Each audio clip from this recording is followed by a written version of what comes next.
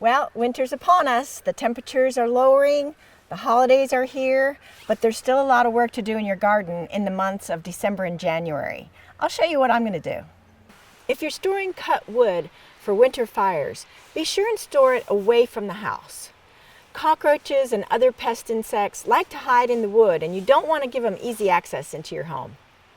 Be sure and have some frost blankets on hand so that you can protect your tender perennials when the hard frost comes. If moving potted shrubs into the house or into a greenhouse, be sure and check the humidity level and any airflow that might negatively affect the plant. Start garden planning for next year.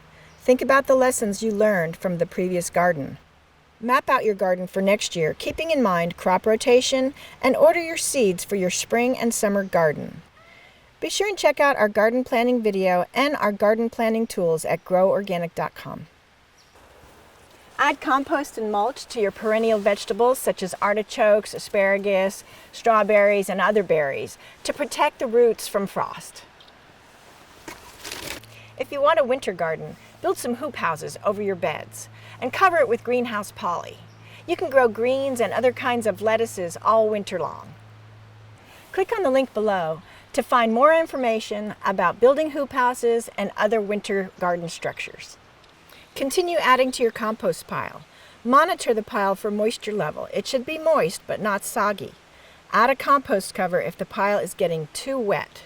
Continue cleaning up underneath your fruit trees or perennial vegetables. Pick up any dead fruit, vegetables, or debris, and that will help prevent any kind of infestation next year. Prune your blackberries based on the kind that you have, erect, semi-erect, or trailing. The way to train and prune will depend on the type. Dormant pruning of erect blackberries entails removing dead canes and cutting back laterals 12 to 18 inches. Semi-erect blackberries should be thinned to 5 to 8 of the strongest canes and shorten the laterals to 12 to 18 inches. Remove any growing on the lower third foot section of the main canes. Tied to a fence or trellis to provide support.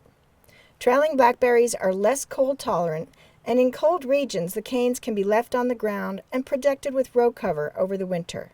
In spring, the canes can be lifted and tied to a trellis, 3 feet and 6 feet.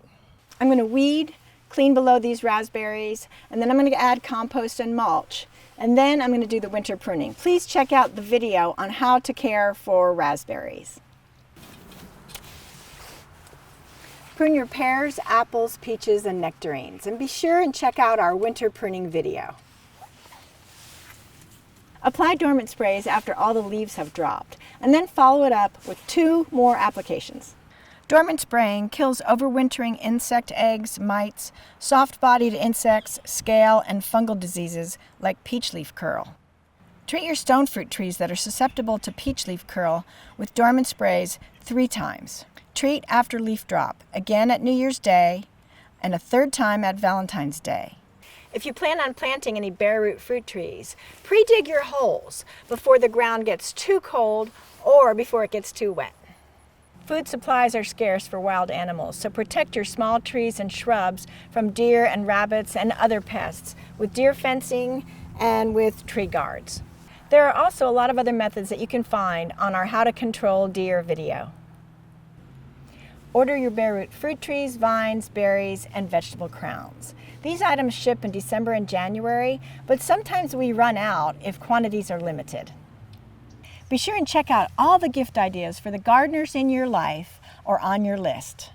Depending on your climate and what kind of olive tree you have, you might still have time to harvest your olives. Most importantly, enjoy the holiday season. I'll check back with you in February. Grow organic for life.